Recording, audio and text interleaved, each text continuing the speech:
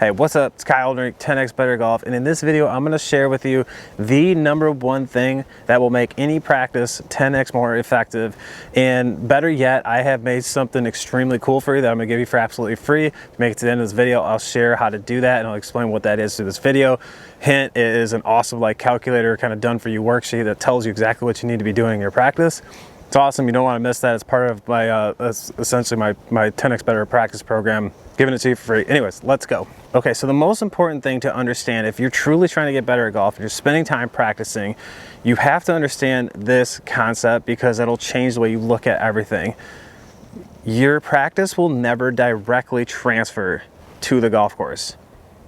Okay, I'm gonna say that again. Your practice will never directly transfer to the golf course. There's always gonna be a dip in performance.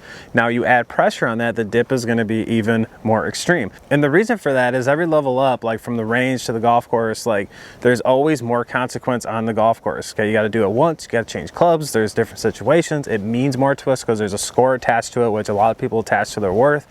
Deeper conversation in the mental game. But anyways, even just for that, if you go out and you've been practicing whatever, you want to play well and you don't, it sucks.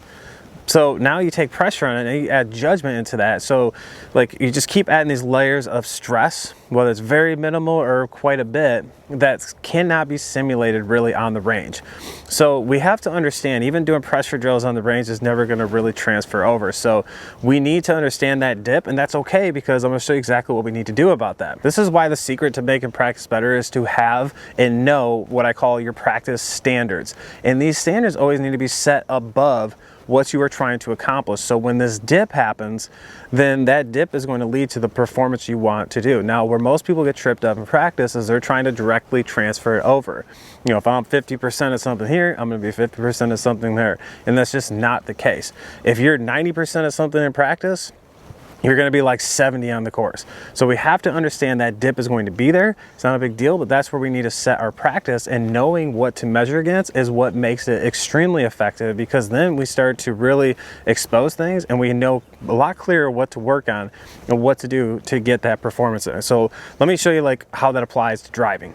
Okay, so let's do an example of if you were working on your driving accuracy, and let's say for math simple, you're 50%, you hit 50% of your fairways, and you're trying to get to, let's say 70%, which is world class, right? So again, we're gonna have to elevate those standards to a minimum of 80%, 80 to 85%. So again, to make math easy, we're gonna do 80%.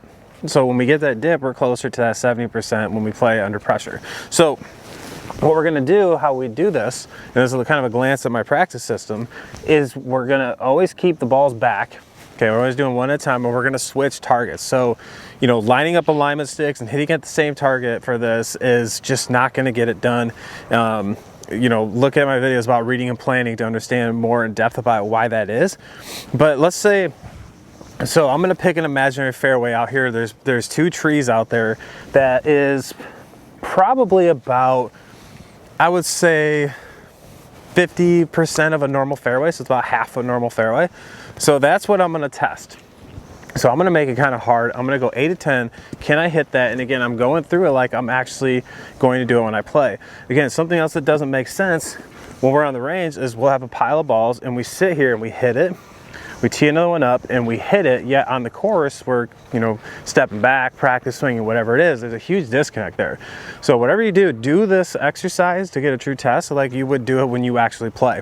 Okay, so I got my target zone, and again, I'm just gonna go through it, and my test would be, can I get 8 of 10 through there? If I can't, let's say I'm on my 10th shot and I got 7. I need to get this one, and I get in here and my miss is always left, and let's say I get a little stuck and I hit it left.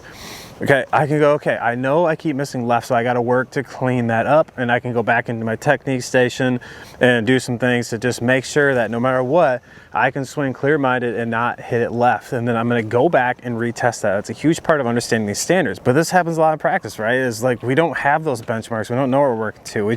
We'll hit some shots and be like, okay, that was good. I hit a couple in a row at my target. So that should transfer, and it just doesn't. So having these benchmarks, having these standards, and knowing how to compare and measure up is huge. Now let's look at putting. Okay, so let's talk about how this applies in putting. Now, a huge zone is 3 to 5 feet. Like, you really need to be good at 3-footers before you're getting any further back. Yeah, I see a lot of players neglect them, but when we have to play, the percentage is awful low. So like 3 to 5 feet is a huge zone. Now, let's say again, we're trying to get to 95%. That means in practice, you have to be about 100% for that to transfer. So in that zone, everything we're gonna do is 9 to 10, or, you know, make 10 and you only get 1 miss. So essentially 10 out of 11. Those are really good ways to measure that. Now, that pretty much applies for every skill level. You should be trying to get to that range.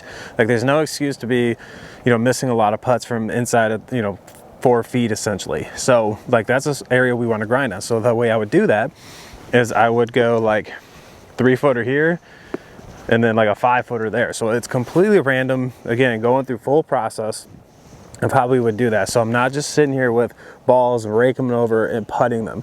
So it's the same thing. So we have that standard to measure against, but so many players get on the putting green and they'll do some relatively good stuff with, like, you know, mirrors or whatever, but then that's the extent of it. There's no test, there's no measure. We don't really know what we're stacking up against, nor are we getting that feedback of, like, what do we need to keep correcting? Like, what's my pattern? You know, I ask players all the time in sessions, like, okay, what pattern did you see there? And they're not paying attention yet. So like, we need to pay attention, figure out, is it always left, is it always right? Keep working to clean that up. That's huge. So hopefully that makes a lot of sense. The standards are everything, and I promise if you stay to the end of the video, I'll show you how to get that. And it's in the link below. You just click that. You just have to fill in a quick, you know, email address, tell me where to send it. We'll send it right over, so you have that sheet. And there's also a video on there as well on that page when you get into it. And it shows you exactly how to use it. And I mean, it's really, really cool, and it's going to show you exactly what you need to do, exactly what you need to measure against. So start setting your standards, start understanding that, start measuring yourself. Even if you have just limited time to practice, that's even more important. So standards is everything. It's going to make your practice 10x more effective. Grab your free sheet. But thanks for watching. Make sure to subscribe if you haven't. See you in the next one.